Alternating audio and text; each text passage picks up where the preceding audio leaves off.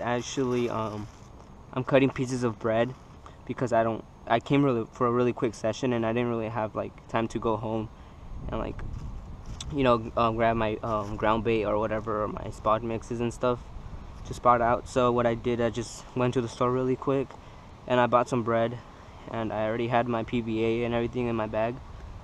So I just simply went to the store and bought some bread, and what I'm doing, I'm just taking little pieces of it, and just gonna put it inside the PVA, just like so. And this is a really quick way to just get some bait out there, at least something to put around your hook. And yeah, if you guys ever have a time where like you're just gonna go for a really quick session or whatever,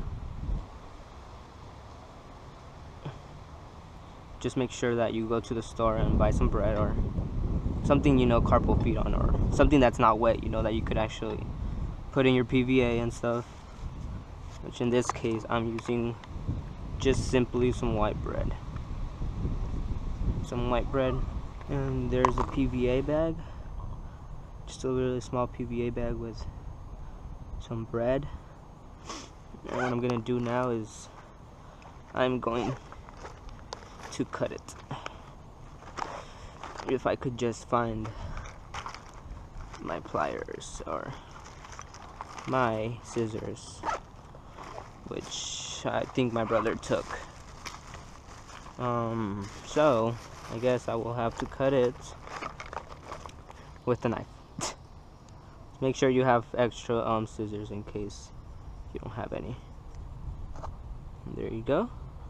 A nice little PVA bag, or a little PVA mesh bag with some bread that you could, it's better than just throwing a boilie out there and hopefully, wishing that a fish will come up and pick it up. You have a little bit of extra bait around your hook bait. And then what I'm gonna do now is just simply attach the PVA bag onto my hook, just like so, and then give it a good twist, and then attach it, and then hook it again, and then make sure that the tubing doesn't go back when you do so. And then there you go, a really quick way to make it anti-tangle, and really good method to just cast out if in case you don't have any bait with you, or a spot or whatever. Really good way to just throw some bait around your hook bait. And all we have to do now is simply cast it out. Here, use my bag, and now what I'm gonna do is I'm gonna simply cast it out to where I saw the fish at.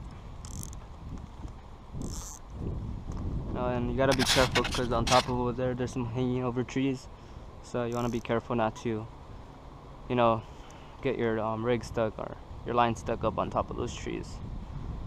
So what I'm doing is going to do a simple cast. Oop. And there it is. Kind of pick the line up a little bit so it won't have a drift towards the left side, and be careful, there's ducks right there. You don't want to get them stuck on your line either. Just let it sit for a while, and then I'm gonna set my my alarms and stuff, and while I do that, the line's gonna be settled down nicely onto the lake, and I'm gonna get my stuff prepared. There are my alarms. What I've now done is the lines has settled really nicely on the lake.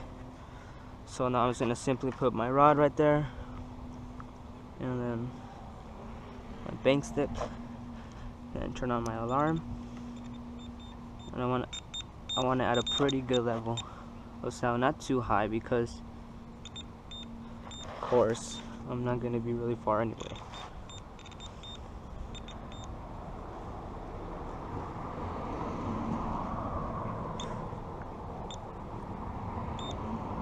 That settled down nicely. You don't want to keep it touching the floor, and neither you want the line to be kind of